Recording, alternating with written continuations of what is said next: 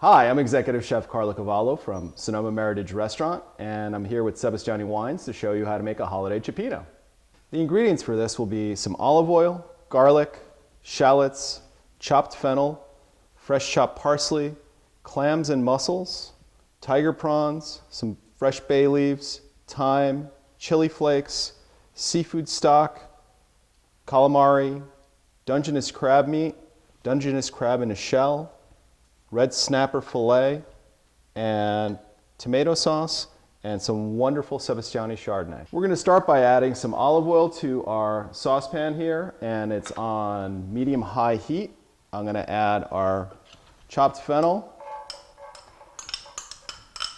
shallots, garlic,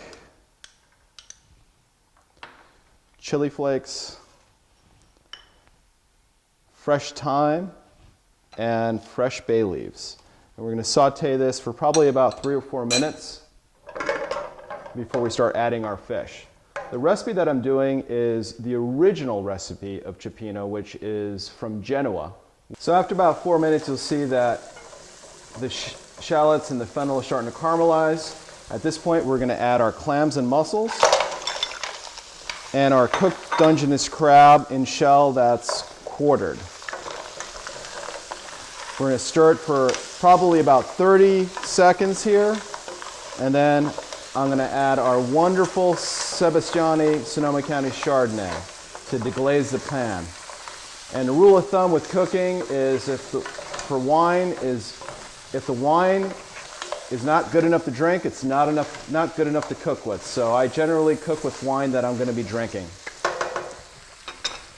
So 1 cup for the chef, 1 cup for the cioppino. So after about 3 or 4 minutes, the Chardonnay will have started to evaporate to about half its original volume. I'm going to start adding the remainder of the seafood. So I'm going to add the red snapper, our calamari, tiger prawns, and then I like to add fresh crab meat. And I'm going to continue to cook this for approximately another 3 or 4 minutes. Now, if you notice, everything was kind of chopped, and cioppino gets its name from the Genovese dialect Cioppin, which means to chop. So that's where that name came from.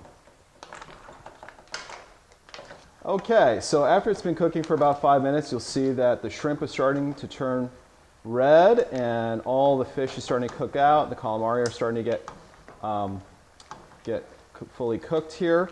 We're going to add our seafood stock, which is kind of my secret ingredient. It's one of the most important parts of making cioppino is a good seafood stock.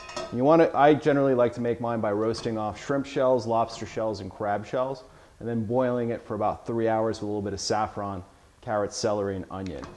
If you don't want to do that, you can buy some seafood stock at your supermarket or seafood base. That works. If you're really desperate and you don't want to go that route, you can just use some chicken stock. It'll still give you some nice flavor, and it should turn out just as good. But if you really want to make a special cioppino or Cacciucco alla Livornese, the seafood stock is the trick. After you add the seafood stock, you want to add a nice homemade tomato sauce. It should be fairly mild in flavor because you have plenty of spice already cooking in here. And then I like to finish it off with fresh chopped Italian parsley. Once this all comes to a boil, you're ready to serve your cioppino. Now I'm just going to check for salt and pepper. I always put salt and pepper in at the very end of my cooking process, as I like to bring the flavors up. Oh, it's tasting fantastic here. So I'm just going to add a little bit of salt and pepper, and then it's going to be ready, and I'm going to put it right onto our serving platter.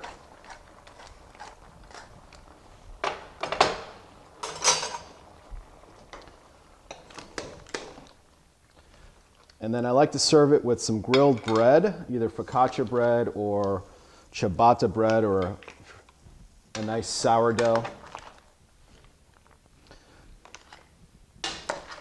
Traditionally in Italy, we eat seafood stew all around the holidays. It's just a fantastic, fantastic dish. Some people like to actually put this over some pasta, such as a spaghetti or a fettuccine or a linguine. It works really well with that as well.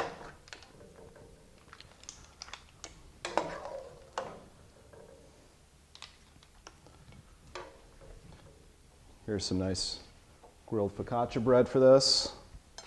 And then we'll take it to the plate and we'll pair it with some wonderful Sebastiani Sonoma County Chardonnay.